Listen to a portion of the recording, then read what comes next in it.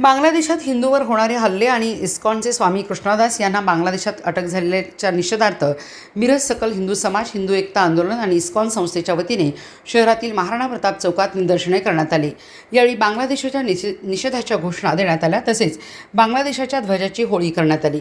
केंद्र सरकारने यात हस्तक्षेप करत त्वरित स्वामी कृष्णदास यांची सुटका करावी अशी मागणी यावेळी करण्यात आली। यावेळी माजी आमदार नितीन शिंदे, हिंदू एकता आंदोलन जिल्हाध्यक्ष संजय जाधव, मिरज शहर अध्यक्ष सोमनाथ गोटखिंडे, दत्ता भोकरे, राजू शिंदे, आकाश जाधव, प्रकाश कोरे, अवधूत जाधव, भाजप जिल्हा महामंत्री मोहन वाटवे, प्रथमेश कोरे, प्रकाश कोरे, मयूर स्वक्षार, कृष्णा नायडू, विजयसिंह राजपूत, दीपक नायडू, मराठा महासंघाचे अभिजित शिंदे, प्रकाश भोसले, अरविंद लोहार, दिलीप पाठक, इस्कॉनचे निताई पाल प्रभू, वैष्णव किंकर, अनंत कृष्णा, श्रवण हरिदास, कृष्णा मोरे, अर्चित लीला, डॉक्टर इसापुरे, अभय माधव, बाबू सावंत, अजय बिदनूर, साळुंखे प्रभू, अर्जुन केरीपाळे, पांडुरंग चौधरी उपस्थित होते।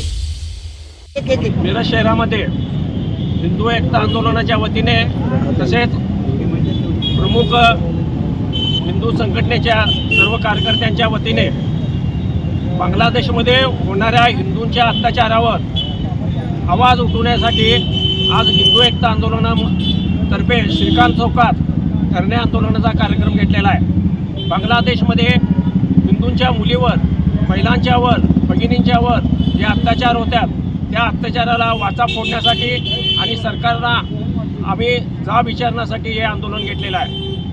भारत सरकारने बांगलादेशामध्ये जे हिंदूवर अत्याचार होतात त्याच्यासाठी त्वरित पावले उचलून कारवाई करून हिंदूचं संरक्षण करावं असं हिंदू एकता आंदोलनाची प्रमुख मागणी आहे।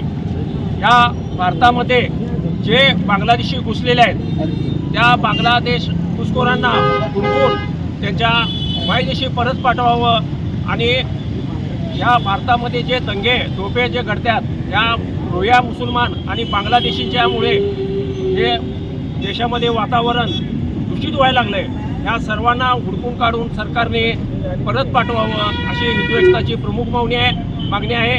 आणि तसेच बांगलादेशमधील हिंदूंचे संरक्षण करण्यासाठी त्वरित कडक पावले उचलावी, अन्यथा हा उद्रेक वाढत नाही। स्वामी चिन्मय कृष्णदास हे बांगलादेशमधील इस्कॉनचे वरिष्ठ संन्यासी आहेत आणि मंदिरात सेवा करतात। आणि बांगलादेशमध्ये जे काही मध्ये दुष्काळाची स्थिती असेल त्यावेळेला सगळ्यांना प्रसाद खाऊ घालणं, हजारो बांगलादेशी, तिथे हिंदू मुस्लिम भेद नाही केला, मुस्लिम वगैरे सगळ्या जणांना प्रसाद दररोज सकाळ संध्याकाळ दिला जात होता, मंदिरात प्रसाद दिला जात होता।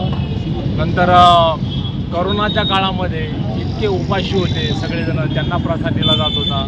तर असे एकटे स्वामी चिन्मय कृष्णदास हे तर प्रमुख संत आहेत, परंतु त्यांच्या नेतृत्वाखाली सगळ्या मंदिरामध्ये सेवा केली जात होती।